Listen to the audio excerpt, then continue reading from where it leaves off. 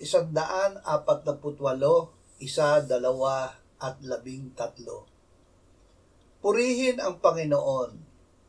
Purihin ang Panginoon mula sa kalangitan, purihin siya sa mga kaitaasan. Purihin ninyo siya, kayong lahat niyang mga anghel, purihin ninyo siya, kayong lahat niyang hukbo.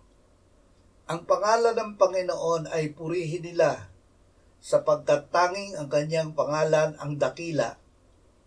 Nasa itaas ng lupa at mga langit ang kaluwalhatian niya. Ang pangalang ibinigay upang tayo ay maligtas.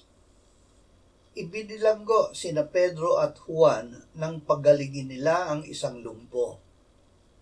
Sumagot sila sa mga umusig sa kanila, "Dapat malaman ninyong lahat na nakatayo ang taong ito sa inyong harapan na walang sakit sa pangalan ni Jesucristong taga Nazaret na inyong ipinako sa krus at binuhay ng Diyos mula sa mga patay.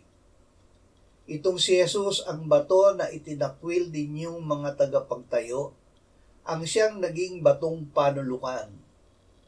Walang kaligtasan sa kanino paman, sapagkat walang ibang pangalan sa ilalim ng langit na ibinigay sa mga tao na ating ikaliligtas."